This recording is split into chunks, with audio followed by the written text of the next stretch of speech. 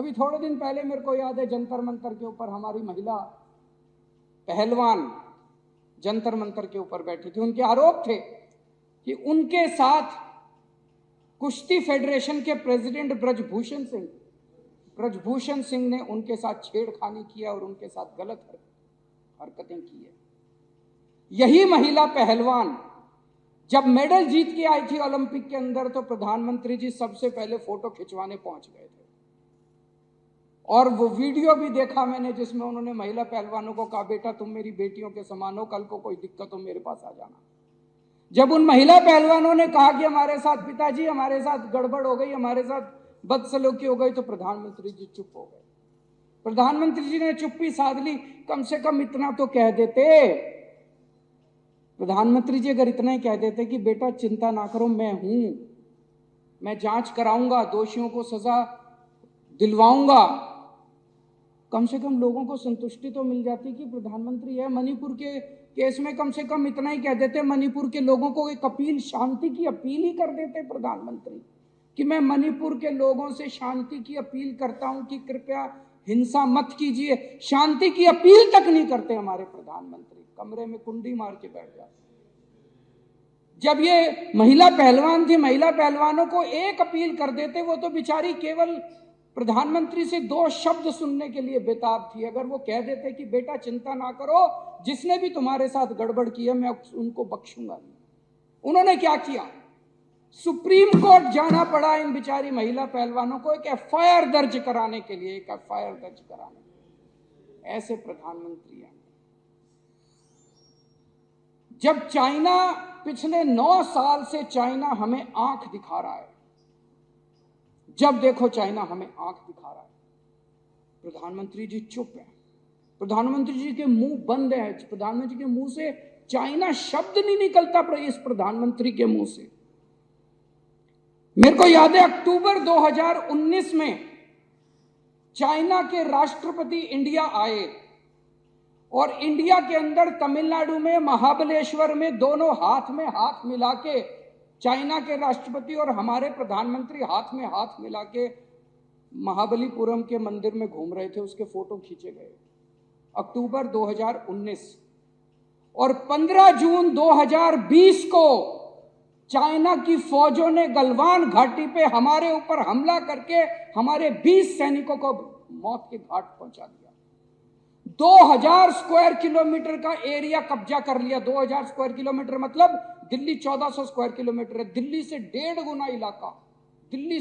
गुना इलाका चाइना के फोर्सेस ने कब्जा कर लिया हमारा। प्रधानमंत्री जी चुप रहे, उन्होंने कुछ नहीं बोला।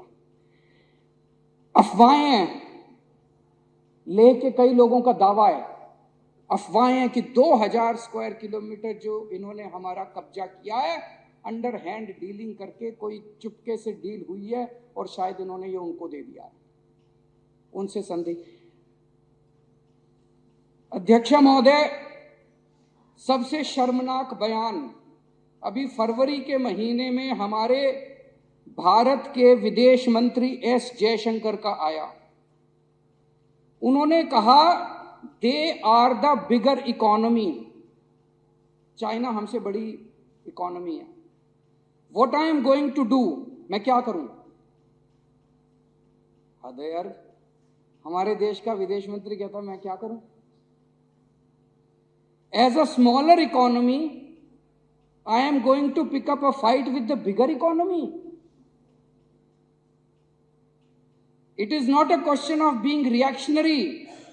It's a question of common sense. ये हमारे देश के विदेश मंत्री कह रहे हैं। इसके ऊपर बहुत सारे रिटायर्ड आर्मी के अफसरों ने लिखा। एक मेजर जनरल शैल झा हैं, उन्होंने ट्वीट किया, mister Jaishankar should know that it's not India but China which is picking up the fight. Economy or no economy, if we bow down to a bully, we are abandoning our self-respect. Is it acceptable? What a shame. It's cowardice. अध्यक्ष महोदय, ये लोग पानी P P के जवाहरलाल नेहरू को गालियां देते हैं। कम से कम उस जवाहरलाल नेहरू ने चाइना की आंखों में आंखें डाल के उनके साथ युद्ध तो किया था। इन्होंने तो देश को सरेंडर कर दिया चाइना के सामने, और उन्होंने हमारा हमला किया, हमारे 2000 स्क्वायर किलोमीटर एरिया को ले लिया। इन्होंने बदले में चाइना को इनाम दिया।